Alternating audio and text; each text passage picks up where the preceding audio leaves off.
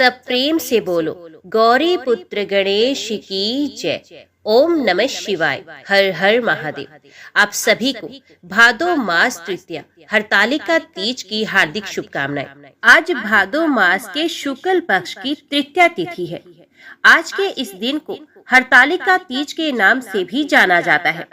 इस दिन भगवान शिव ने माता पार्वती को उनकी कठोर तपस्या के बाद अपनी पत्नी के रूप में स्वीकार किया था।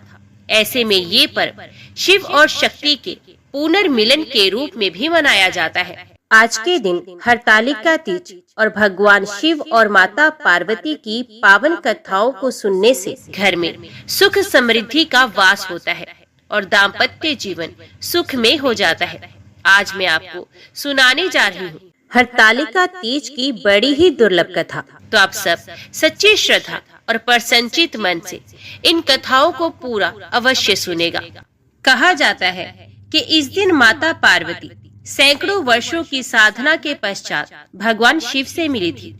ये भी कहा जाता है कि माता पार्वती ने भगवान शिव को पति के रूप में पाने के लिए 107 बार जन्म लिया, फिर भी माता को पति के रूप में शिव की प्राप्ति नहीं हो सकी।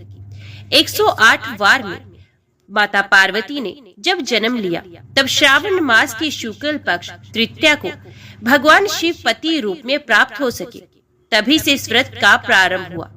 इस अवसर पर जो सुहागिन महिलाएं 16 श्रृंगार करके शिव पार्वती की पूजा करती हैं, उनके सुहाग की उम्र लंबी हो जाती है। साथ ही देवी पार्वती के कहने पर शिवजी ने आशीर्वाद दिया कि जो भी कुंवारी कन्या इस व्रत को रखेगी और शिव पार्वती की पूजा करेगी, उनके विवाह में आने वाली बाधाएं भी दूर होंगी। साथ ही योग्य वर की प्राप्ति होगी। सुहागन स्त्रियों को इस व्रत से सौभाग्य की प्राप्ति होगी और लंबे समय तक पति के साथ वैवाहिक जीवन का सुख प्राप्त करेंगी। इसलिए कुंवारी और सुहागन दोनों ही इस व्रत को रखती हैं। एक बार भगवान शिव ने माता पार्वती को उनके पूर्व जन्म का स्मरण कराने हेतु इस व्रत के महात्म्य की कथा कही थी।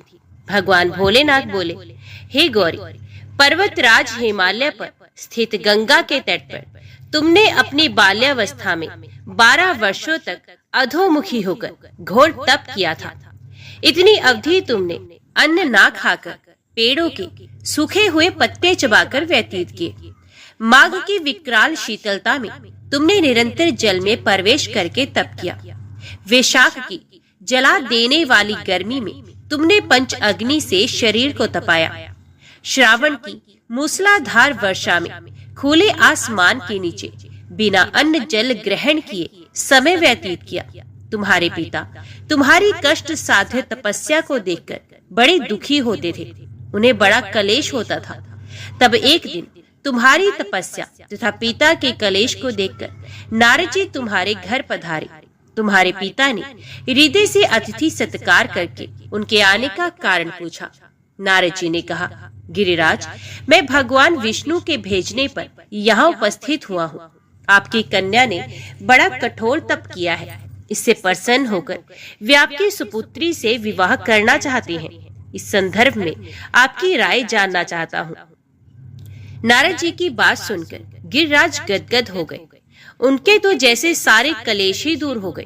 प्रसन्नचित होकर वे बोले, श्रीमान, यदि स्वयं विष्णु मेरी कन्या का वरण करना चाहते हैं तो भला मुझे क्या आपत्ति हो सकती है। वे तो साक्षात ब्रह्म है। हे महर्षि, ये तो हर पिता की इच्छा होती है कि उसकी पुत्री सुख संपदा से युक्त पति के घर की लक्ष्मी बने। पिता की सार्थकता इसी में है कि पति के घर जाकर उसकी पुत्री पिता के घर से अधिक सुखी रहे। तुम्हारे पिता की स्वीकृति पाकर नारद जी विष्णु के पास गए और उनसे तुम्हारे विवाह के निश्चित होने का समाचार सुनाया। मगर इस विवाह संबंध की बात जब तुम्हारे कान में पड़ी तो तुम्हारे दुख का ठिकाना न रहा। तुम्हारी एक सखी ने तुम्हारी इस मानसिक दशा को समझ लिया और तुमसे उसने उस दुख का कारण जानना चाहा। तब तुमने उसे बताया, मैंने सच्चे हृदय से भगवान शिव शंकर का वरण किया है, किंतु मेरे पिता ने मेरा विवाह विष्णु जी के साथ निश्चित कर दिया है। मैं विचित्र धर्म संकट में हूँ। अब क्या करूं? प्राण छोड़ देने के अतिरिक्त अब कोई भी उपाय शेष नहीं बचा है। तुम्हारी सखी बड़ी ही समझदार और सूझबूझ वाली थी। उसने कहा, सखी, प्राण त्यागने का इसमें कारण ही क्या है? संकट के मौके पर धैर्य से काम लेना चाहिए। नारी के जीवन की सार्थकता इसी में है कि पति रूप में हृदय से जिसे एक बार स्वीकार कर लिया, जीवन पर्यंत उसी से निर्वाह करे। सच्ची आस्था और एक निष्ठा के समक्ष तो ईश्वर को भी समर्पण करना पड़ता है। मैं तुम्हें घनघोर जंगल में ले चलती हूँ, जहाँ साधना स्थली भी है और जहाँ तुम्हारे पिता तुम्हें खोज भी नहीं पाएंगे। वहाँ तुम साधना में लीन हो जाना। मुझे विश्वास है कि ईश्वर अवश्य ही तुम्हारी सहायता करेंगे। तुमने ऐसा ही किया। तुम्हारे पिता तुम्हें घर पर ना पाकर बड़े दुखी तथा चिंतित हुए। वे सोचने लगे कि तुम जाने कहाँ चली गई हो। मैं विष्णु जी से उसका विवाह करने का प्रण कर चुका हूँ। यदि भगवान विष्णु बारात लेकर आ गए और कन्या घर पर ना हुई तो बड़ा अपमान होगा। मैं तो कहीं मुंह दिखाने के योग्य भी नहीं रहूंगा। यही सब सोच विचार कर गिरिराज ने जोर शोर से तुम्हारी खोज शुरू करवा दी। इधर तुम्हारी खोज होती रही और उधर तुम अपनी सखी के साथ नदी के तट पर एक गुफा में मेरी आराधना में लीन थी। उस दिन श्रावण मास शुक्ल पक्ष की तृतीया तिथि थी। उस दिन तुमने रेत के शिवलिंग का निर्माण करके व्रत किया। रात भर मेरी स्तुति के गीत गाकर वहां पर जागती रही। तुम्हारी इस कष्ट साध्य तपस्या के प्रभाव से मेरा आसन डोलने लगा। मेरी समाधि टूट गई। मैं तुरंत तुम्हारे समक्ष जा पहुंचा और तुम्हारी तपस्या से प्रसन्न होकर तुमसे वर मांगने के लिए कहा। तब अपनी तपस्या के फलस्वरूप मुझे अपने समक्ष पाकर तुमने कहा, मैं हृदय से आपको पति के रूप में वर्ण कर चुकी हूँ। यदि आप सचमुच मेरी तपस्या से प्रसन्न होकर यहाँ पधारे हैं तो मुझे अपनी अर्धांगिनी के रूप में स्वीकार कर लीजिए। तब मैं तथास्तु कहकर कैलाश पर्वत पर लौट आया। प्रातः होते ही तुमने पूजा की समस्त सामग्री को नदी में प्रवाहित करके अपनी सहेली सहित व्रत का पारण किया। उसी समय अपने मित्र बंधु व दरबारियों के सहित गिरिराज तुम्हें खोजते खोजते वहां पहुंचे और तुम्हारी इष्ट कष्ट साध्य तपस्या का कारण तथा उद्देश्य पूछा। उस समय तुम्हारी दशा को देखकर गिरिराज अत्यधिक दुखी हुए और पीड़ा के कारण उनकी आंखों में आंसू उमड़ आए थे। तुमने उनके आंसू पोंछते हुए विनम्र स्वर में कहा, पिताजी, मैंने अपने जीवन का अधिकांश समय कठोर तपस्या में बिताया है। मेरी इस तपस्या का उद्देश्य केवल यही था कि मैं महादेव को पति के रूप में पाना चाहती थी। आज मैं अपनी तपस्या की कसौटी पर खरी उतर चुकी हूँ। आप क्योंकि विष्णु जी से मेरा विवाह करने का निर्णय ले चुके थे, इसलिए मैं अपने आराध्य की खोज में घर छोड़कर चली आई। अब मैं आपके साथ इसी शर्त पर घर जाऊंगी कि आप मेरा विवाह विष्णु जी से नहीं महादेव जी से करेंगे। गिरिराज मान गए और तुम्हें घर ले गए। कुछ समय के पश्चात शास्त्रोक्त विधि विधान पूर्वक उन्होंने हम दोनों को विवाह सूत्र में बांध दिया। हे पार्वती, श्रावण मास की शुक्ल तृतीया को तुमने मेरी आराधना करके जो व्रत किया था, उसी के फलस्वरूप मेरा तुमसे विवाह हो सका। इसका महत्व ये है कि मैं इस व्रत को करने वाली कुंवारी कन्याओं को मनोवांछित वर देता हूँ। इसलिए सौभाग्यिक इच्छा करने वाली प्रत्येक युवती को ये व्रत पूरी एक निष्ठा तथा आस्था से करना चाहिए। बोलिए श्री शंकर पार्वती भगवान की जय। आइए अब मनोकामनाओं को पूरी करने वाले भगवान शिव और माता पार्वती की दूसरी कथा को सुनते हैं। ये कथा भगवान शंकर व पार्वती जी के विवाह से जुड़ी है। आज के इस दिन इस पवित्र कथा को सुनने से हमारी समस्त मनोकामनाएं पूर्ण हो जाती हैं और संकट भी दूर हो जाते हैं। तो आप सभी लोग पूरी श्रद्धा और प्रसन्नचित मन से इस कथा को पूरा अवश्य सुनिएगा। भगवान शंकर को पति रूप में पाने के लिए माता पार्वती ने बड़ी कठोर तपस्या कर ली थी। ब्रह्मा जी कहते हैं, हे नारद, भगवान शिव को पति रूप में प्राप्त करने के लिए पार्वती को तपस्या करते करते अनेक वर्ष व्यतीत हो गए, परंतु भगवान शिव ने उन्हें वरदान तो दूर अपने दर्शन तक नहीं दिए। तब पार्वती ने पिता हिमाचल, उनकी माता मैना और मेरु एवं मंद्राचल ने आकर पार्वती को बहुत समझाया तथा उनसे वापस घर लौट चलने का अनुरोध भी किया।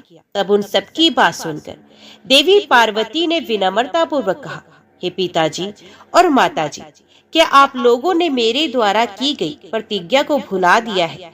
मैं भगवान शिव को अवश्य ही अपनी तपस्या द्वारा प्राप्त करूंगी। आप निश्चिंत होकर अपने घर लौट जाएं। आप सभी ये जानते हैं कि भक्त वत्सल भगवान शिव को केवल भक्ति से ही वश में किया जा सकता है। अपने माता पिता और भाइयों से यह वचन कहकर देवी पार्वती चुप हो गई। उन्हें समझाने आए उनके सभी परिजन उनकी प्रशंसा करते हुए वापस अपने घर लौट गए। अपने माता पिता के लौटने के पश्चात देवी पार्वती दुगने उत्साह के साथ पुनः तपस्या करने में लीन हो गई। उनकी अद्भुत तपस्या को देखकर सभी देवता, असुर, मनुष्य, मुनि आदि सभी चराचर प्राणियों से पूरा त्रिलोक संतप्त हो उठा। उस तपस्या को देखकर स्वयं भगवान शिव आश्चर्यचकित हो गए। उनकी अटूट भक्ति ने शिव जी को विचलित कर दिया। तब भगवान शिव ने सप्तऋषियों का स्मरण किया। उनके स्मरण करते ही सातों ऋषि वहां आ गए। वे अत्यंत प्रसन्न थे और अपने सौभाग्य की सराहना कर रहे थे। उन्हें देखकर शिव जी हंसते हुए बोले, आप सभी परम हितकारी व सभी वस्तुओं का ज्ञान रखने वाले हैं। गिरिराज हिमालय की पुत्री पार्वती इस समय सुस्थिर होकर शुद्ध हृदय से गौरी शिखर पर्वत पर घोर तपस्या कर रही है। उनकी इस तपस्या का एकमात्र उद्देश्य मुझे पति के रूप में प्राप्त करना है। उन्होंने अपनी सभी कामनाओं का त्याग कर दिया है। मुनिवरों, आप सब मेरी इच्छा से देवी पार्वती के पास जाएं और उनकी दृढ़ता की परीक्षा लें। भगवान शिव की आज्ञा पाकर सातों ऋषि देवी पार्वती की तपस्या वाले स्थान पर चले गए। वहाँ देवी पार्वती तपस्या में लीन थी। उनका मुख तपपुंज से प्रकाशित था। उन उत्तम व्रतधारी सप्तऋषियों ने हाथ जोड़कर मन ही मन देवी पार्वती को प्रणाम किया। तत्पश्चात वे ऋषि बोले, हे देवी गिरिराज नंदनी, हम आपसे ये जानना चाहते हैं कि आप किस लिए ये तपस्या कर रही हैं। आप इस तप के द्वारा किस देवता को प्रसन्न करना चाहती हैं और आपको किस फल की इच्छा है? उन सप्तऋषियों के इस प्रकार पूछने पर गिरिराज कुमारी देवी पार्वती बोली, मुनीश्वरों, आप लोगों को मेरी बातें अवश्य ही असंभव लगेंगी। साथ ही मुझे इस बात की भी आशंका है कि आप लोग मेरा परिहास उड़ाएंगे, परंतु फिर भी जब आपने मुझसे कुछ पूछा है तो मैं आपको इसका उत्तर अवश्य दूंगी। मेरा मन एक बहुत उत्तम कार्य के लिए तपस्या कर रहा है। वैसे तो ये कार्य होना बहुत मुश्किल है, तथापि मैं इसकी सिद्धि हेतु पूरे मनोयोग से कार्य कर रही हूँ। देवऋषि नारद द्वारा दिए गए उपदेश के अनुसार मैं भगवान शिव को पति रूप में प्राप्त करने के लिए उनकी तपस्या कर रही हूँ। मेरा मन सर्वथा उन्हीं के ध्यान में मगन रहता है तथा मैं उन्हीं के चरणार विंदों का चिंतन करती रहती हूँ। देवी पार्वती का ये वचन सुनकर सप्तऋषि हंसने लगे और पार्वती को तपस्या मार्ग से निवृत्त करने के उद्देश्य से मिथ्या वचन बोलने लगे। उन्होंने कहा, हे हिमालय पुत्री पार्वती, देवऋषि नारद तो व्यर्थ ही अपने को महान पंडित मानते हैं। उनके मन में क्रूरता भरी रहती है। आप तो बहुत समझदार दिखाई देती हैं। क्या आप उनको समझ नहीं पाए? नारद सदैव छल कपट की बातें करते हैं। वे दूसरों को मोहमाया में डालते हैं। उनकी बातें मानने से सिर्फ हानि ही होती है। प्रजापति दक्ष के पुत्रों को उन्होंने ऐसा उपदेश दिया कि वे हमेशा के लिए अपना घर छोड़कर चले गए। दक्ष के ही अन्य पुत्रों को भी उन्होंने बेघर कर दिया और वे भिखारी बन गए। विद्याधर चित्रकेतु का नारद ने घर उजाड़ दिया। प्रहलाद को भक्ति मार्ग पर चलवाकर और उन्हें अपना शिष्य बनाकर उन्होंने हिरण्यकशिपु से प्रहलाद पर बहुत से अत्याचार करवाए। मुनि नारद सदैव लोगों को अपनी मीठी मीठी वाणी द्वारा मोहित करते हैं, फिर अपनी इच्छा अनुसार सबसे कार्य करवाते हैं। वे केवल शरीर से ही शुद्ध दिखाई देते हैं, जबकि उनका मन मलिन और कलेश युक्त है। वे सदैव हमारे साथ रहते हैं, इसलिए हम उन्हें भली भांति से जानते और पहचानते हैं। हे देवी, आप तो अत्यंत विद्वान और परम ज्ञानी जान पड़ती हैं। भला आप कैसे नारद के द्वारा मूर्ख बन गए? देवी, आप जिनके लिए इतनी कठोर तपस्या कर रही हैं, वे भगवान शिव तो बहुत उदासीन और निर्विकार हैं। वे सदैव काम के शत्रु हैं। हे पार्वती, आप थोड़ा तो विचार करके देखो कि आप किस प्रकार का पति चाहती हैं। आप मुनि नारद के बहकावे में न आए। भगवान शिव तो महान निर्लज्ज, अमंगल रूप, काम के परम शत्रु, निर्विकारी, उदासीन, कुल से ही भूतों व प्रेतों के साथ रहने वाले हैं। भला इस प्रकार का पति पाकर आपको किस प्रकार का सुख मिल सकता है।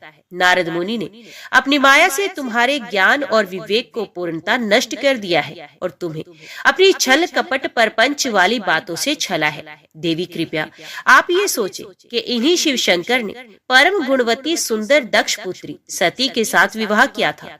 उस बेचारी को भी उनके साथ अत्यंत दुख उठाने पड़े। भगवान शिव सती को त्याग कर पुनः अपने ध्यान में निमग्न हो गए। वे सदा अकेले और शांत रहने वाले हैं। वे किसी स्त्री के साथ निर्वाह नहीं कर सकते। तभी तो देवी सती ने इसी दुख के कारण अपने पिता के घर जाकर अपने शरीर को योग अग्नि में जलाकर भस्म कर दिया। हे देवी, इन सब बातों को यदि आप शांत मन से ध्यान लगाकर सोचें तो पूर्णतः सही पाएंगे। इसलिए हम आपसे ये प्रार्थना करते हैं कि आप ये तपस्या कर शिवजी को प्रसन्न करने का हठ छोड़ दें और वापस अपने पिता हिमालय के घर चले जाएं। जहाँ तक आपके विवाह का प्रश्न है, हम आपका विवाह योग्य वर से अवश्य करा देंगे। इस समय आपके लिए त्रिलोकी में सबसे योग्य पुरुष वैकुंठ के स्वामी लक्ष्मीपति श्री हरि विष्णु हैं। वे तुम्हारे अनुरूप ही सुंदर एवं मंगलकारी हैं। उन्हें पति के रूप में प्राप्त करके आप सुखी हो जाएंगे। अथ देवी, आप भगवान शिव को पति रूप में प्राप्त करने के इस हठ को त्याग दें। सप्तऋषियों की ऐसी बातें सुनकर साक्षात जगदम्बा का अवतार देवी पार्वती हंसने लगी और उन परम ज्ञानी सप्तऋषियों से बोली, हे मुनीश्वरों, आप अपनी समझ के अनुसार सही कह रहे हैं, परंतु मैं अपने दृढ़ विश्वास को त्याग नहीं सकती। मैं गिरिराज हिमालय की पुत्री हूँ। पर्वत पुत्री होने के कारण मैं स्वाभाविक रूप से कठोर हूँ। मैं तपस्या से घबरा नहीं सकती। इसलिए हे मुनिगणों, अब मुझे रोकने की चेष्टा ना करें। मैं जानती हूँ कि देवऋषि नारद ने जो उपदेश मुझे दिया है और शिवजी की प्राप्ति का साधन जो मुझे बताया है वह सत्य नहीं है। मैं उसका पालन अवश्य करूंगी। ये तो सर्व विदित है कि गुरुजनों का वचन सदैव हित के लिए ही होता है। इसलिए मैं अपने गुरु नारद जी के वचनों का सर्वथा पालन करूंगी। इससे ही मुझे दुखों से छुटकारा मिलेगा और सुख की प्राप्ति होगी। जो गुरु के वचनों को मिथ्या जानकर उन पर नहीं चलते, उन्हें इस लोक और परलोक में दुख ही मिलता है। इसलिए गुरु के वचनों को पत्थर की लकीर मानकर उनका पालन करना चाहिए। अतः मेरा घर बसे न बसे, मैं तपस्या का ये पथ नहीं छोड़ूंगी। हे मुनीश्वरों, आपका कथन भी सही है। भगवान विष्णु सद्गुणों से युक्त है तथा नित्य नई लीलाएं रचते हैं, परंतु भगवान शिव साक्षात परब्रह्म है। वे परमानंदमय है। माया मोह में फंसे लोगों को ही परपंचों की आवश्यकता होती है। ईश्वर को इन सबकी ना तो कोई आवश्यकता होती है, ना ही रुचि। भगवान शिव सिर्फ भक्ति से ही प्रसन्न होते हैं। वे धर्म या जाति विशेष पर कृपा नहीं करते। ऋषियों, यदि भगवान शिव मुझे पत्नी रूप में नहीं स्वीकारेंगे तो मैं आजीवन कुंवारी ही रहूंगी और किसी अन्य का वरण कदापि नहीं करूंगी। यदि सूर्य पूर्व की जगह पश्चिम से निकलने लगे, पर्वत अपना स्थान छोड़ दे और अग्नि शीतलता अपना ले, चट्टानों पर फूल खिलने लगे, तो भी मैं अपना हठ नहीं छोड़ूंगी। ऐसा कहकर देवी पार्वती ने सप्तऋषियों को दोनों हाथ जोड़कर प्रणाम किया तथा भक्ति भाव से शिव चरणों का स्मरण करते हुए उन्हें तपस्या में लीन हो गई। तब पार्वती के श्रीमुख से उनका दृढ़ निश्चय सुनकर सप्तऋषि बहुत प्रसन्न हुए और उनकी जय जयकार करने लगे। उन्होंने पार्वती को तपस्या में सफल होकर भगवान शिव से मनोवांछित वरदान प्राप्त करने का आशीर्वाद प्रदान किया। तत्पश्चात देवी पार्वती की तपस्या की परीक्षा लेने गए सप्तऋषि उन्हें प्रणाम करके प्रसन्न मुद्रा में भगवान शिव को वहां हुई सभी बातों का ज्ञान कराने के लिए शीघ्र उनके धाम की ओर चल दिए। तब भगवान शिव शंकर के पास पहुंचकर सप्तऋषियों ने उनके समीप जाकर दोनों हाथ जोड़कर उन्हें प्रणाम किया और उनकी स्तुति की। तत्पश्चात सप्तऋषियों ने महादेव जी को सारा वृत्तांत बताया। फिर प्रभु शिव की आज्ञा पाकर सप्तऋषि स्वर्गलोक चले गए। सप्तऋषियों ने पार्वती जी के आश्रम से आकर त्रिलोकीनाथ भगवान शिव को वहां का सारा वृत्तांत सुनाया। सप्तऋषियों के अपने लोक चले जाने के पश्चात शिवजी ने देवी पार्वती की तपस्या की स्वयं परीक्षा लेने के बारे में सोचा। परीक्षा लेने के लिए महादेव जी ने एक तपस्वी का रूप धारण किया और उस स्थान की ओर चल दिए जहां देवी पार्वती तपस्या कर रही थी। आश्रम में पहुंचकर उन्होंने देखा कि देवी पार्वती वेदी पर बैठी हुई थी और उनका मुखमंडल चंद्रमा की कला के समान तेजोमान था। भगवान शिव ब्राह्मण देवता का रूप धारण करके उनके सम्मुख पहुंचे। ब्राह्मण देवता को आया देखकर पार्वती ने भक्ति पूर्वक उनका फूल फूलों से पूजन सत्कार किया। पूजन के बाद देवी पार्वती ने ब्राह्मण देवता से पूछा, हे ब्राह्मण देव, आप कौन हैं और यहाँ क्यों पधारे हैं और कहाँ से पधारे हैं? मुनीश्वर, आपके परम तेज से ये पूरा वन प्रकाशित हो रहा है। कृपया कर मुझे अपने यहाँ आने का कारण बताइए। तब ब्राह्मण रूप धारण किए हुए महादेव जी बोले, मैं इच्छा अनुसार विचरने वाला ब्राह्मण हूँ। मेरा मन प्रभु के चरणों का ही ध्यान करता है। मेरी बुद्धि सदैव उन्हीं का स्मरण करती है। मैं दूसरों को सुखी करके खुश होता हूँ। देवी, मैं एक तपस्वी हूँ, पर आप कौन हैं? आप किसकी पुत्री हैं और इस समय इस निर्जन वन में क्या कर रही हैं? हे देवी, आप इस दुर्लभ और कठिन तपस्या से किसे प्रसन्न करना चाहती हैं? तपस्या या तो ऋषि मुनि करते हैं या फिर भगवान के चरणों में ध्यान लगाना वृद्धों का काम है। भला इस तरुण अवस्था में आप क्यों घर के ऐशो आराम को त्याग कर ब्रह्मचर्य का पालन करती हुई तपस्विनी का जीवन जी रही हैं? आप किस तपस्वी की धर्म पत्नी हैं और पति के समान तप कर रही हैं? हे देवी, आपने अपने बारे में मुझे जानकारी दीजिए कि आपका क्या नाम है और आपके पिता का क्या नाम है। किस प्रकार आप तप के प्रति आसक्त हो गई? क्या आप वेद माता गायत्री हैं, लक्ष्मी है या सरस्वती हैं? देवी पार्वती बोली, हे मुनिश्रेष्ठ, ना तो मैं वेद माता गायत्री हूँ, न लक्ष्मी और न ही सरस्वती हूँ। मैं गिरिराज हिमालय की पुत्री पार्वती हूँ। पूर्व जन्म में मैं प्रजापति दक्ष की पुत्री सती थी, परंतु मेरे पिता दक्ष द्वारा मेरे पति भगवान शिव का अपमान देखकर मैंने योग अग्नि द्वारा अपने शरीर को जलाकर भस्म कर दिया था। इस जन्म में भी प्रभु शिव शंकर की सेवा करने का मुझे अवसर मिला है।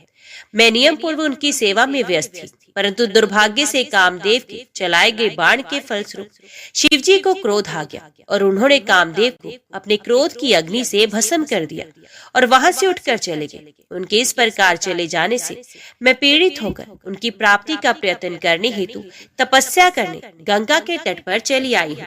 यहाँ मैं बहुत लंबे समय से कठोर तपस्या कर रही हूँ ताकि मैं शिवजी को पुण्य पति रूप में प्राप्त कर सकूं, परंतु मैं ऐसा करने में सफल नहीं हो सकी हूँ। मैं अभी अग्नि में प्रवेश करने ही वाली थी कि आपको आया देखकर ठहर गई।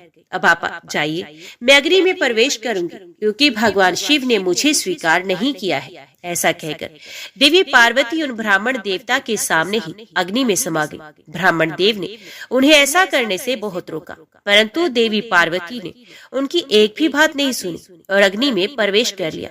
परंतु देवी पार्वती की तपस्या के प्रभाव के फलस्वरूप वे धधकती हुई अग्नि एकदम ठंडी हो गई। सहसा पार्वती आकाश में ऊपर की ओर उठने लगी। तब ब्राह्मण रूप धारण किए हुए भगवान शिव हंसते हुए बोले, हे देवी, तुम्हारे शरीर पर अग्नि का कोई प्रभाव ना पड़ना तुम्हारी तपस्या की सफलता का ही सूचक है, परंतु तुम्हारी मनोवांछित इच्छा का पूरा ना होना तुम्हारी असफलता को दर्शाता है। अतः देवी, तो मुझ ब्राह्मण से अपनी तपस्या के मनोरथ को बताओ। शिवजी के इस प्रकार पूछने पर उत्तम व्रत का पालन करने वाली देवी पार्वती ने अपनी सखी को उत्तर देने के लिए कहा। उनकी सखी बोली, हे साधु महाराज, मेरी सखी गिरिराज हिमालय की पुत्री पार्वती है। पार्वती का अभी तक विवाह नहीं हुआ है। ये भगवान शिव को ही पति रूप में प्राप्त करना चाहती है। इसी के लिए वे 3000 वर्षों से कठोर तपस्या कर रही हैं। मेरी सखी पार्वती ब्रह्मा, विष्णु और देवराज इंद्र को छोड़कर पिराक पाणी भगवान शंकर को ही पति के रूप में प्राप्त करना चाहती है। इसलिए ये मुनि नारद की आज्ञा अनुसार कठोर तपस्या कर रही है। देवी पार्वती की सखी की बातें सुनकर जटाधारी तपस्वी का वेश धारण किए हुए भगवान शिव हंसते हुए बोले, देवी, आपकी सखी ने जो कुछ मुझे बताया है मुझे परिहास सा लगता है। यदि फिर भी यही सत्य है तो पार्वती, आप स्वयं इस बात को स्वीकार करें और मुझसे इस बात को कहें। पार्वती बोली, हे जटाधारी मुनि, मेरी सखी ने जो कुछ भी आपको बताया ये बिल्कुल सत्य है। मैंने मन, वाणी और क्रिया से भगवान शिव को ही पति रूप में वर्ण किया है। मैं जानती हूँ कि महादेव जी को पति रूप में प्राप्त करना बहुत ही दुर्लभ कार्य है। फिर भी मेरे हृदय में और मेरे ध्यान में सदैव वे ही निवास करते हैं। अतः उन्हीं की प्राप्ति के लिए ही मैंने इस तपस्या के कठिन मार्ग को चुना है। ये सब ब्राह्मण को बताकर देवी पार्वती चुप हो गई।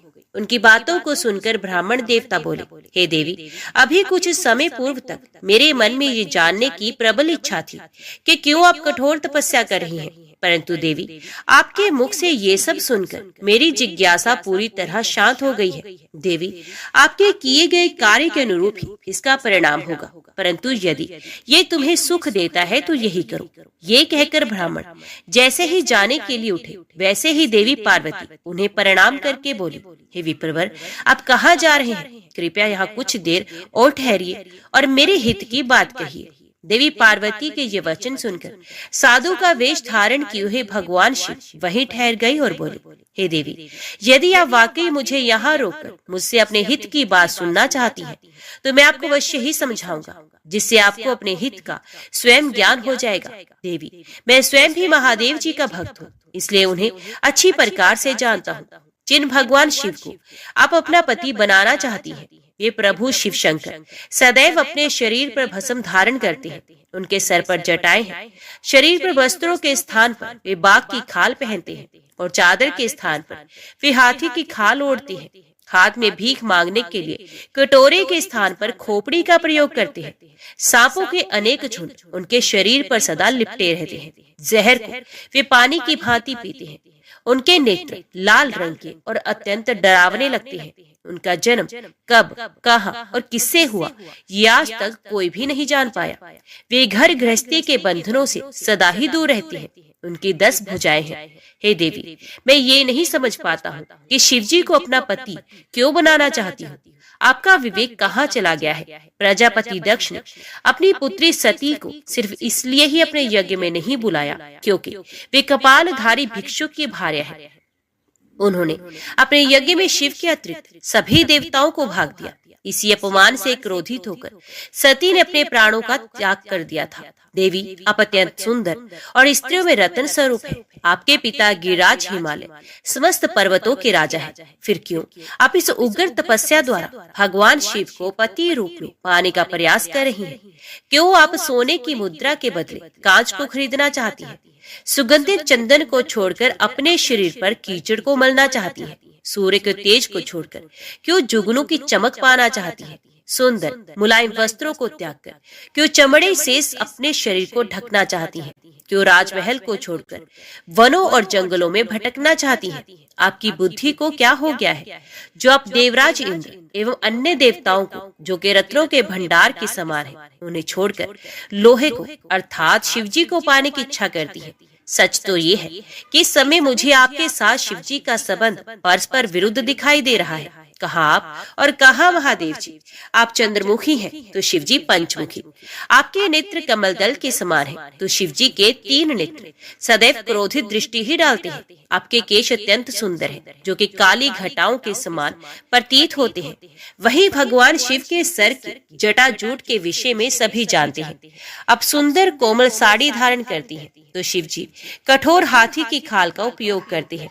आप अपने शरीर पर चंदन का लेप करती हैं तो वे हमेशा अपने शरीर पर चिता की भस्म लगाती हैं। आप अपनी शोभा बढ़ाने हेतु दिव्याभूषण धारण करती हैं तो शिवजी के शरीर पर सदैव सर्प लिपटे रहते हैं। कहाँ मृदंग की मधुर ध्वनि, कहाँ डमरू की डमडम। देवी पार्वती, महादेव जी सदा भूतों की दी हुई बलि को ही स्वीकार करते हैं। उनका ये रूप इस योग्य नहीं कि उन्हें अपना सर्वांग सौंपा जा सके। देवी, आप परम सुंदरी हैं। आपका ये अद्भुत और उत्तम रूप शिवजी के योग्य नहीं है। आप ही सोचे, यदि उनके पास धन होता तो क्या वे इस तरह नंगे रहते? सवारी के नाम पर उनके पास एक पुराना बैल है। कन्या के लिए योग्य वर ढूंढते समय वर की जिन जिन विशेषताओं और गुणों को देखा परखा जाता है, शिवजी में वे कोई भी गुण मौजूद नहीं है। और तो और आपके प्रिय कामदेव जी को भी उन्होंने अपनी क्रोध अग्नि से भस्म कर दिया था। साथ ही उस समय आपको छोड़कर चले जाना, आपका अनादर करना ही था। हे देवी, उनकी जात पात, ज्ञान और विद्या के बारे में सभी अनजान है। पिशाच ही उनके सहायक है। उनके गले में विष दिखाई देता है। वह सदैव सबके अलग थलग रहते हैं। इसलिए आपको भगवान शिव के साथ अपने मन को कदापि नहीं जोड़ना चाहिए। आपके और उनके रूप और सभी गुण अलग अलग हैं। जो कि परस्पर एक दूसरे के विरोधी जान पड़ते हैं। इसी कारण मुझे आपका और महादेव जी का संबंध रुचिकर नहीं लगता। फिर भी जो आपकी इच्छा हो वैसा ही करो। वैसे मैं तो ये चाहता हूँ कि आप अस्त की ओर से अपना मन हटा ले। यदि ये सब नहीं करना चाहती तो आपकी इच्छा, जो चाहे करे। अब मुझे और कुछ नहीं कहना। उन ब्राह्मण मुनि की बातों को सुनकर देवी पार्वती बहुत दुखी हो गई। अपने प्राण प्रिय त्रिलोकीनाथ शिव के विषय में कठोर शब्दों को सुनकर उन्हें बहुत बुरा लगा। वे मन ही मन क्रोधित हो गई, लेकिन मन ही मन ये भी सोच रही थी कि शिव के सौंदर्य को स्थूल दृष्टि से देखने परखने का प्रयास करने वाले कैसे जान सकते हैं। संसारी व्यक्ति मंगल अमंगल को अपने सुख के साथ जोड़कर देखता है, वह सत्य को कहाँ देख पाता है। इस तरह विवेक द्वारा अपने मन को समझा बुझाकर अपने को संयत करते हुए देवी पार्वती कहने लगी, हे ब्राह्मण देवता, मैं तो आपको परम ज्ञानी महात्मा समझ रही थी, परंतु आपका भेद मेरे सामने पूर्णतः खुल चुका है। आपने शिवजी के विषय में मुझे जो कुछ भी बताया वे मुझे पहले से ही ज्ञात है, पर ये सब बातें सर्वथा झूठ है, इनमें सत्य कुछ भी नहीं। आपने तो कहा था कि आप शिवजी को अच्छी प्रकार से जानते हैं। आपकी बातें सुनकर लगता है कि आप झूठ बोल रहे हैं, क्योंकि ज्ञानी मनुष्य कभी भी त्रिलोकीनाथ भगवान शिव के विषय में कोई भी अप्रिय बात नहीं कहते। ये सही है कि लीला व शिवजी कभी कभी अद्भुत वेश धारण करते हैं, परंतु सच्चाई तो ये है कि वे साक्षात परब्रह्म है, वे ही परमात्मा है। उन्होंने स्वेच्छा से ऐसा वेश धारण किया है। हे ब्राह्मण, आप कौन है जो ब्राह्मण का रूप धारण करके मुझे छलने के लिए यहाँ आए हैं? आप ऐसी अनुचित व असंगत बातें करके एवं तर्क वितर्क करके क्या साबित करना चाहते हैं? मैं भगवान शिव के स्वरूप को भली भांति जानती हूँ। वास्तव में शिवजी निर्गुण ब्रह्म है, समस्त गुण ही जिनका स्वरूप हो, भला उनकी जाति कैसे हो सकती है? शिवजी तो सभी विद्याओं का आधार है, भला फिर उनको विद्या से क्या काम हो सकता है? पूर्व काल में भगवान शिव ने ही श्री हरि विष्णु को संपूर्ण वेद प्रदान किए थे, जो चराचर जगत के पिता है। उनके भक्त जन मृत्यु को भी जीत लेते हैं, जिनके द्वारा इस प्रकृति की उत्पत्ति हुई है, जो सभी तत्वों के आरंभ के विषय में जानते हैं। उनकी आयु का माप कैसे किया जा सकता है? भक्त वत्सल शिव जी सदा ही अपने भक्तों के वश में रहते हैं।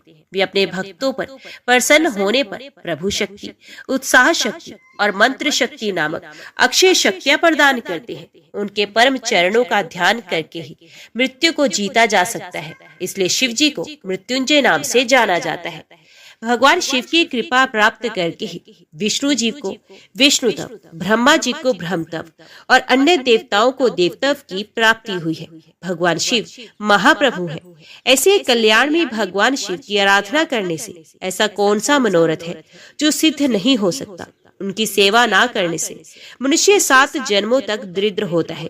वही दूसरी ओर उनका भक्ति पूर्वक पूजन करने से सदैव के लिए लक्ष्मी की प्राप्ति होती है। भगवान शिव के समक्ष 8 सिद्धियां सर झुकाकर इसलिए नृत्य करती हैं कि भगवान शिव उनसे सदा संतुष्ट रहे। भला ऐसे भगवान शिव के लिए कोई भी वस्तु कैसे दुर्लभ हो सकती है? भगवान शिव का स्मरण करने से ही सबका मंगल होता है। इनकी पूजा के प्रभाव से ही उपासक की सभी कामनाएं सिद्ध हो जाती है। ऐसे निर्विकारी भगवान शिव में भला विकार कहाँ से और कैसे आ सकता है? जिस मनुष्य के मुख में सदैव शिव का मंगलकारी नाम रहता है, उसके दर्शन मात्र से सब पवित्र हो जाते हैं।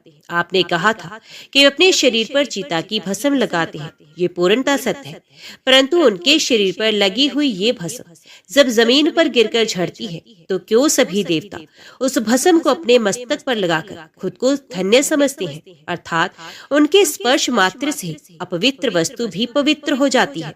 भगवान शिव ही इस जगत के पालन करता, सृष्टिकर्ता और संहारक है। भला उन्हें कैसे साधारण बुद्धि द्वारा जाना जा सकता है? उनके निर्गुण रूप को आप जैसे लोग कैसे जान सकते हैं? दुराचारी और पापी मनुष्य भगवान शिव के स्वरूप को नहीं समझ सकते। जो मनुष्य अपने अहंकार की अज्ञानता के कारण शिव तत्व को निंदा करते हैं, उसके जन्म का सारा पुण्य भस्म हो जाता है। हे ब्राह्मण, आपको ज्ञानी महात्मा जानकर मैंने आपकी पूजा की है, परंतु आपने शिवजी की निंदा करके अपने साथ साथ मुझे भी पाप का भागी बना दिया है। आप घोर शिवद्रोही हैं। शास्त्रों में बताया गया है, शिवद्रोही का दर्शन हो जाने पर शुद्धिकरण हेतु स्नान करना चाहिए तथा प्रायश्चित करना चाहिए। ये कहकर देवी पार्वती पार्वती का क्रोध और भी बढ़ गया और वे बोली, हरे दुष्ट, तुम तो कह रहे थे कि तुम शंकर को जानते हो, परंतु सच तो ये है कि तुम उन सनातन शिव जी को नहीं जानते हो। भगवान शिव परम ज्ञानी, सत्पुरुषों के प्रियतम व सदैव निर्विकार रहने वाले हैं। वे मेरे अभीष्ट देव हैं। ब्रह्मा और विष्णु भी सदा महादेव जी को नमन करते हैं। सारे देवताओं द्वारा शिव जी को आराध्य माना जाता, काल भी सदा उनके अधीन रहता है। वे भक्त वत्सल शिव शंकर ही सर्वेश्वर हैं और हम सबके परमेश्वर हैं। वे दीन दुखियों पर अपनी कृपा दृष्टि बनाए रखते हैं। उन्हीं महादेव जी को पति के रूप प्राप्त करने हेतु ही मैं शुद्ध हृदय से इस वन में घोर तपस्या कर रही हूँ कि वे मुझे अपनी कृपा दृष्टि से कृतार्थ कर मेरे मन की इच्छा को पूरी करे। ऐसा कहकर देवी पार्वती चुप हो गई और निर्विकार होकर पुनः शांत मन से शिव जी का ध्यान करने लगी। उनकी बातें को सुनकर ब्राह्मण देवता ने जैसे ही कुछ कहना चाहा, पार्वती ने मुंह फेर लिया और अपनी सखी विजया से बोली, सखी, इस अदम ब्राह्मण को रोको। ये बहुत देर से मेरे आराध्य प्रभु शिव की निंदा कर रहा है। अब पुनः उनके ही विषय में ये कुछ भला बुरा ही कहना चाहता है। शिव निंदा करने वाले के साथ साथ शिव निंदा सुनने वाला भी पाप का भागी बन जाता है। अतः भगवान शिव के उपासकों को शिव निंदा करने वाले का वध कर देना चाहिए। यदि शिव निंदा करने वाला कोई ब्राह्मण हो तो उसका त्याग कर देना चाहिए तथा उस स्थान से दूर चले जाना चाहिए। ये दुष्ट ब्राह्मण है, अतः हम इसका वध नहीं कर सकते, इसलिए हमें इसका तुरंत त्याग कर देना चाहिए। हमें इसका मुंह भी नहीं देखना चाहिए। हम सब आज इसी समय इस स्थान को छोड़कर किसी दूसरे स्थान पर चले जाते हैं ताकि इस अज्ञानी ब्राह्मण से पुनः हमारी भेंट ना हो सके। इस प्रकार कहकर देवी पार्वती ने जैसे ही कहीं और चले जाने के उद्देश्य से अपना पैर आगे बढ़ाया, वैसे ही भगवान शिव अपने साक्षात रूप में उनके सामने प्रकट हो गए। देवी पार्वती ने अपने ध्यान के दौरान शिव के जिस स्वरूप का स्मरण किया था, शिव जी ने उन्हें उसी रूप के साक्षात दर्शन करा दिए। साक्षात भगवान शिव शंकर को इस तरह अचानक ही अपने सामने पाकर गिरजानंदिनी पार्वती का सर शर्म से झुक गया। तब भगवान शिव देवी पार्वती से बोले, हे प्रिय, आप मुझे यहाँ अकेला छोड़कर कहाँ जा रही हैं? देवी, मैं आपकी इस कठोर तपस्या से अत्यंत प्रसन्न हुआ हूँ। मैंने सभी देवताओं और ऋषि मुनियों से आपकी तपस्या और दृढ़ निश्चय की प्रशंसा सुनी है, इसलिए आपकी परीक्षा लेने की ठान कर मैं आपके सामने चला आया हूँ। अब आप मुझसे कुछ भी मांग सकती हैं, क्योंकि मैं जान चुका हूँ आप अप्रतिम सौंदर्य की प्रतिमा होने के साथ साथ ज्ञान, बुद्धि और विवेक का अनूठा संगम है। आज आपने अपने उत्तम भक्ति भाव से मुझे अपना खरीदा हुआ दास बना दिया है। सुस्थिर चित्त वाली देवी गिरिजा, मैं जान गया हूँ आप ही मेरी सनातन पत्नी है। मैंने अनेकों प्रकार से बार बार आपकी परीक्षा ली है। हे देवी, मेरे इस अपराध को आप क्षमा कर दें। हे शिव, इन तीनों लोकों में आपके समान अनुरागिणी कोई ना है, ना थी, ना ही कभी हो सकती है। मैं आपके अधीन हूँ। देवी, आपने मुझे पति बनाने का उद्देश्य मन में लेकर ही ये कठिन तपस्या की है, अतः आपकी इस इच्छा को पूरा करना मेरा धर्म है। देवी, मैं शीघ्र ही आपका पाणी ग्रहण कर आपको अपने साथ कैलाश पर्वत पर ले आऊंगा। देवादिदेव महादेव जी के इन वचनों को सुनकर गिरजानंदिनी पार्वती के आनंद की कोई सीमा न रही। वे अत्यंत प्रसन्न हुई। हर्षातिरेक से उनकी तपस्या करते हुए सारा कष्ट पल में दूर हो गया। उनकी सारी थकावट तुरंत ही मिट गई। पार्वती अपनी तपस्या की सफलता और त्रिलोकीनाथ भक्त वत्सल महादेव जी के साक्षात दर्शन पाकर कृतार्थ हो गई और उनके सभी दुख क्लेश पल भर में ही दूर हो गए।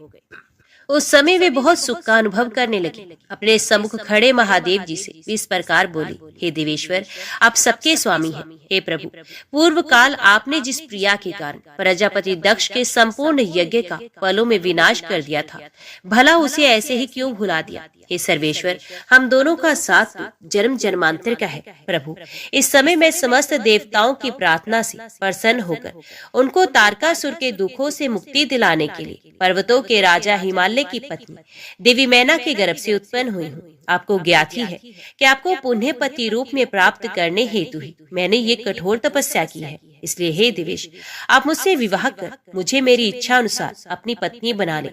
भगवान, आप तो अनेक लीलाएं रचते हैं।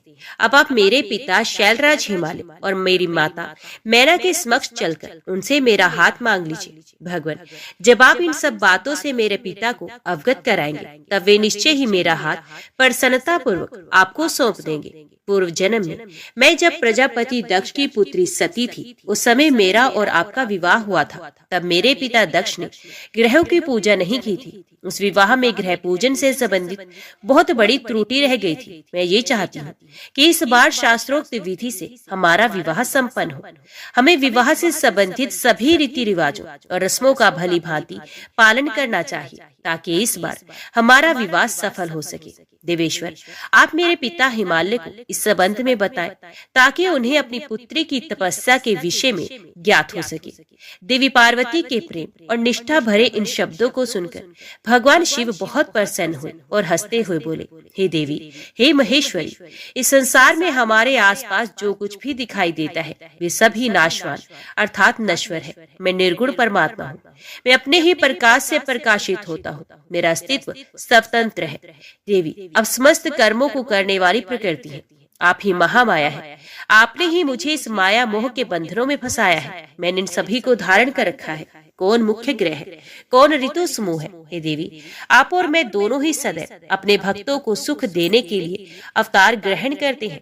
आप सगुण और निर्गुण प्रकृति हैं। हे गिरिजे, मैं आपके पिता के पास आपका हाथ मांगने के लिए नहीं जा सकता, फिर भी आपकी इच्छा को पूरा करना मेरा कर्तव्य है। अतः आप जैसा कहेंगे मैं अवश्य करूंगा। महादेव जी के ऐसा कहने पर देवी पार्वती अति हर्षित का अनुभव करने लगे और शिव जी को भक्ति पूर्वक प्रणाम करके बोले, हे नाथ, आप परमात्मा है, मैं प्रकृति हूँ। हम दोनों का अस्तित्व स्वतंत्र एवं सगुण है। फिर भी अपने भक्तों की इच्छा पूरा करना हमारा कर्तव्य है। भगवान, मेरे पिता हिमालय से मेरा हाथ मांगकर उन्हें दाता होने का सौभाग्य प्रदान करें। हे प्रभु, आप तो जगत में भक्त वत्सल नाम से विख्यात है। मैं भी तो आपकी परम भक्त हूँ। क्या मेरी इच्छा को पूरा करना आपके लिए महत्वपूर्ण नहीं है? नाथ, हम दोनों जन्म जन्म से एक दूसरे के हैं। हमारा अस्तित्व एक साथ है। तभी तो आपका अर्धनारीश्वर रूप सभी मनुष्यों, ऋषि मुनियों एवं देवताओं द्वारा पूजनीय है। मैं आपकी पत्नी हूँ। मैं जानती हूँ आप निर्गुण, निराकार और परब्रह्म परमेश्वर हैं। आप सदा अपने भक्तों का हित करने वाले हैं। आप अनेकों प्रकार की लीलाएं रचते हैं। भगवान, आप सर्वज्ञ हैं। मुझ दीन पर भी अपनी कृपा दृष्टि कीजिए और अनोखी लीला रचकर इस कार्य की सिद्धि कीजिए। नारद, ऐसा कहकर देवी पार्वती दोनों हाथ जोड़कर और मस्तक झुकाकर खड़ी हो गई। अपनी प्राण वल्लभा पार्वती की इच्छा का सम्मान करते हुए महादेव जी ने हिमालय से उनका हाथ मांगने हेतु अपनी स्वीकृति प्रदान कर दी। तत्पश्चात त्रिलोकीनाथ महादेव जी स्थान से अंतर ध्यान होकर अपने निवास कैलाश पर्वत पर चले गए। कैलाश पर्वत पर पहुंचकर शिवजी ने प्रसन्नता पूर्वक सारा वृत्तांत नंदीश्वर सहित अपने सभी गणों को सुनाया। ये जानकर सभी गण बहुत खुश हुए और नाचने गाने लगे। उस समय वहां महान उत्सव होने लगा। उस समय सभी खुश थे और आनंद का वातावरण था। हे नारद, उसके बाद मैंने भगवान शिव की आज्ञा पाकर शिव पार्वती विवाह के शेष कार्यों को पूरा कराया। हे नारद, इस प्रकार मैंने तुम्हें भगवान शिव पार्वती के विवाह का विवरण सुनाया। ये उत्तम कथा शोक का नाश करने वाली, आनंद, धन और आयु की वृद्धि करने वाली है। जो मनुष्य सच्चे मन से प्रतिदिन इस प्रसंग को पढ़ता अथवा सुनता है, वे शिवलोक को प्राप्त कर लेता है। इस कथा से समस्त रोगों का नाश होता है तथा सभी विघ्न बाधाएं दूर हो जाती हैं। ये कथा यश, पुत्र, पौत्र आदि मनोवांछित वस्तु प्रदान करने वाली तथा मोक्ष प्रदान करने वाली है। सभी शुभ अवसरों और मंगल कार्यों के समय इस कथा का पठन अथवा श्रवण करने से समस्त कार्यों की सिद्धि होती है। इसमें कोई संशय नहीं है। ये सर्वथा सत्य है। ओम नमः शिवाय। हर हर महादेव। आज की वीडियो में इतना ही। उम्मीद करती हूँ वीडियो आपको पसंद आई होगी। वीडियो पसंद आई हो तो वीडियो को लाइक और चैनल को सब्सक्राइब जरूर कीजिएगा। ओम नमः शिवाय लिखकर कमेंट बॉक्स में अपनी हाजिरी और अपने सुझाव देना ना भूलेगा। तो मिलते हैं अगली कथा अगली वीडियो के साथ। तब तक के लिए देखते व सुनते रहिए। जय मां कंजक, जय माता दी।